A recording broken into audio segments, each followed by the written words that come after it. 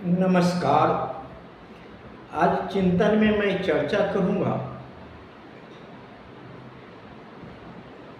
समाज की गिरती हुई स्तर की, गिरती हुई विचारधाराओं की। आज समाज एक संवेदनशील दौर से गुजर रहा है। सभी प्रकार की मानव में ह्रास हुआ, मानवता की ह्रास हुआ। आज मानव के रूप में दिखाई नहीं पड़ता।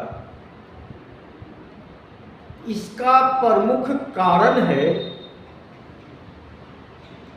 कि पंडित लोग हमारे समाज को बर्बाद किया है। आज मानव में मानवता की गिरती हालात का जिम्मेवार अगर कोई है तो वह पंडित है। क्योंकि पंडित की आचरण पर सवाल खड़ा होता है। हम पूर्वज को देखते आए हैं, सुनते आए हैं कि हमारे पूर्वज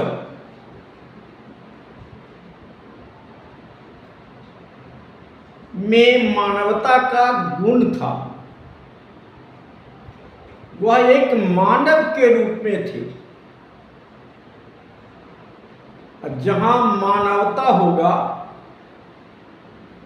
तहां प्रेम, भाईचारा, एकता, समानता, करुणा, प्रेम की सभी प्रकार की धाराएं बहेगी। एक दूसरे को प्यार करेगा, मोहब्बत करेगा। भाई भाई से मोहब्बत करेगा, समाज से मोहब्बत करेगा और दूसरे धर्म, दूसरे जात के लोगों से भी मोहब्बत करेगा जब उसके अंदर मानवता का गुण होगा। और पहले हमारे पूर्वज के पास यह गुण था, लेकिन यह पंडितों ने हमारे पूर्वजों को साथ साथ वर्तमान को बर्बाद कर दिया। क्योंकि पंडित मंदिर में घंटा तो बजाता है, लेकिन बाहर उसका आचरण देखिएगा तो सबसे खराब आचरण, रहन सहन और खान पान पंडितों को है। पंडितों के कारण ही पशु बलि का इतिहास रहा। सबसे पहले पंडितों ने ही भारत में मांसाहार करना सिखाया। हमारे पूर्वज मांसाहार नहीं करते थे, लेकिन पंडितों ने हमारे समाज को यह अवगुण दिया है। चंदन लगा करके मंदिर में बैठ करके पूजा करा करके हमारे समाज को लूटने का काम किया और बाहर पशु हत्या कर मांसाहार करने का काम किया। और मसहार के साथ साथ हमारे समाज को अन्य अवगुण भी परोस दिया। झूठ बोलना, चोरी करना, बेईमानी करना, यह सब पंडितों द्वारा सिखाया गया, पंडितों द्वारा बताया गया, पंडितों के द्वारा किया गया, जिसका नकल हमारा समाज ने किया। जो हमारा समाज देखता है वह करता है। पंडितों को देखा देखी हमारा समाज ने भी किया, और पंडितों में सभी प्रकार की अवगुण पहले भी था, आज भी है।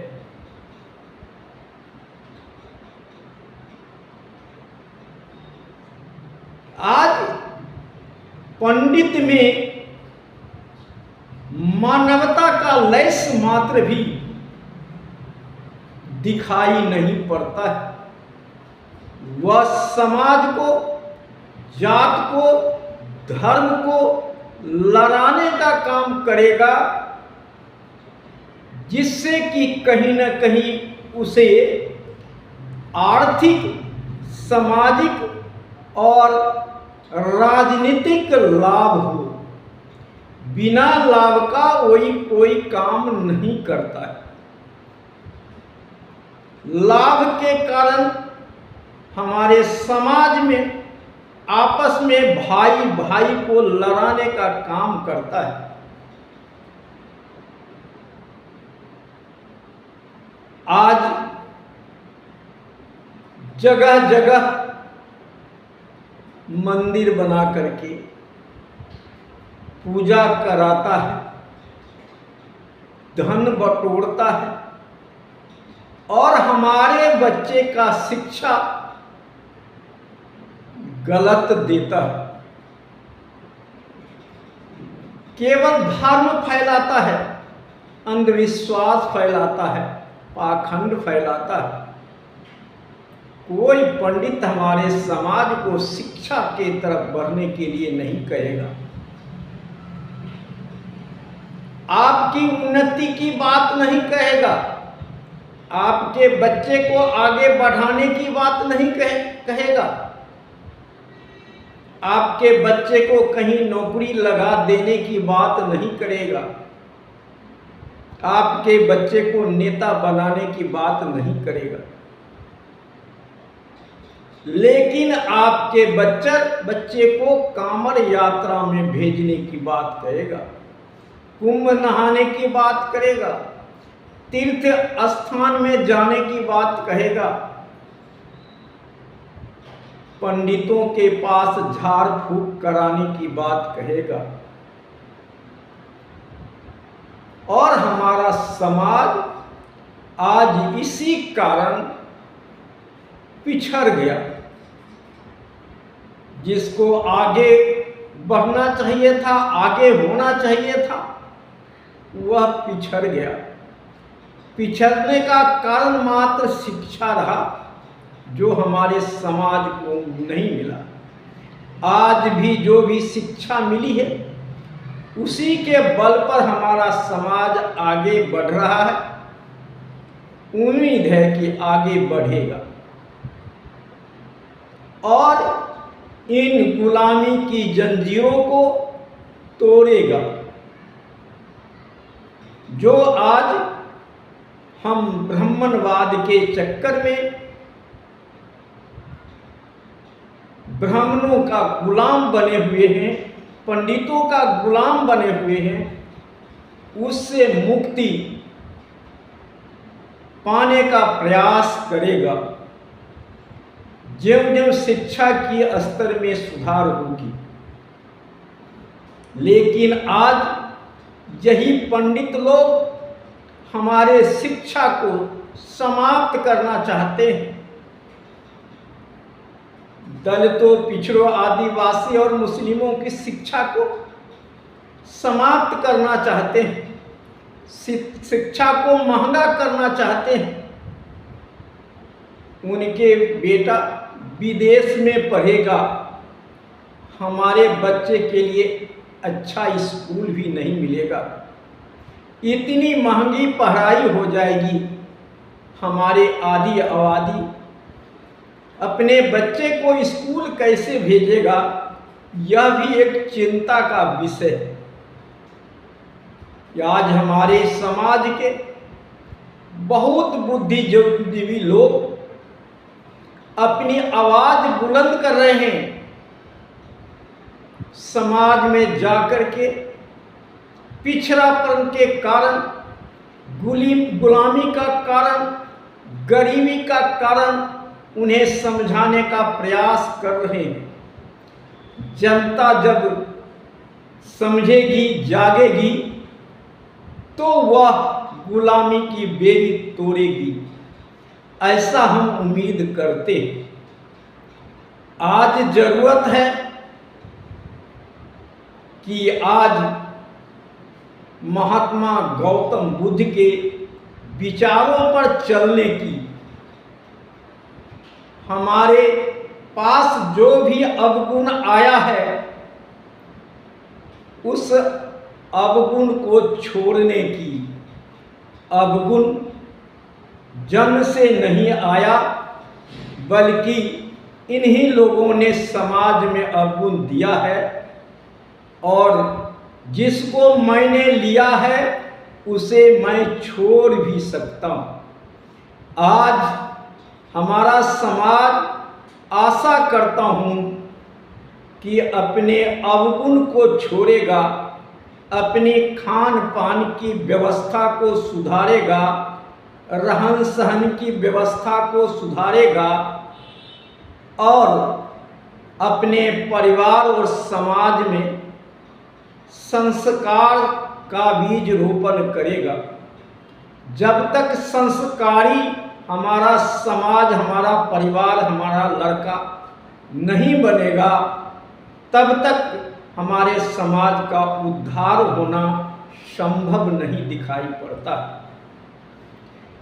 अगर संस्कारी बनाना है तो पहले माँ बाप को संस्कार प्राप्त करना पड़ेगा, और बुद्ध के रास्ते पे चल कर के ये सभी अवगुणों को त्याग करना पड़ेगा।